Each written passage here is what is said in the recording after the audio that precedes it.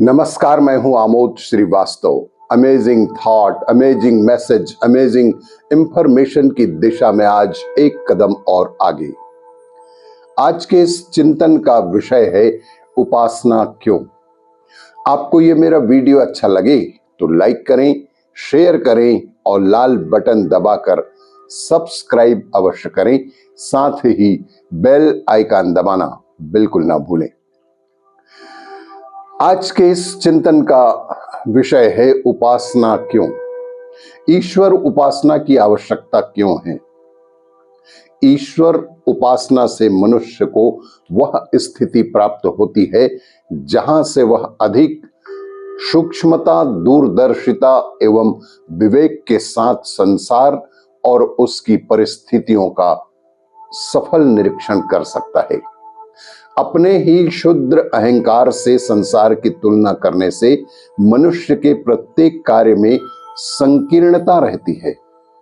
संकीर्णता के कारण आत्मा अपनी विशालता का, अपनी शक्ति और सामर्थ्य का आनंद ही नहीं लूट पाती और मनुष्य तुच्छ सा बना रहता है। ठीक उसी तरह जिस तरह सृष्टि अन्य जीव जंतु आत्मा के सच्चे स्वरूप के ज्ञान के लिए वह ऊंचाई अपेक्षित है जो ईश्वर उपासना से ही मिल सकती है।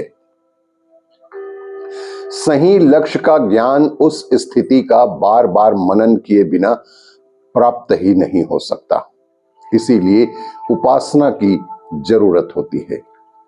जब भी कोई ईश्वर उपासना के लिए तत्पर होता है तो वह इस आधार को ही लेकर चलता है कि इस संसार की कोई मुख्य नियामक शक्ति अवश्य होनी चाहिए और प्रत्येक वस्तु का कोई ना कोई रचयिता होता है। विश्व का तब सृजनहार भी कोई ना कोई शक्ति अवश्य ही होगी।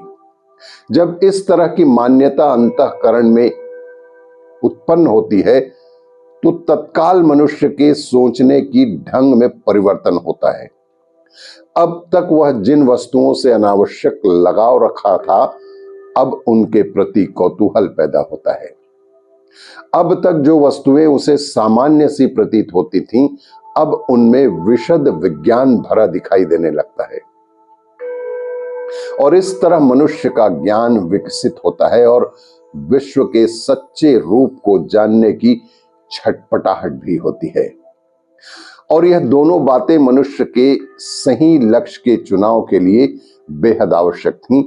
दोनों ही ईश्वर की उपासना से ही मिल सकती है बस। इसीलिए हमारे जीवन में पूजा पाठ भक्ति के साथ उपासना की भी बेहद आवश्यकता है। आपको यह मेरा वीडियो अच्छा लगे तो लाइक करें, शेयर करें और सब्सक्राइब अवश्य करें। धन्यवाद।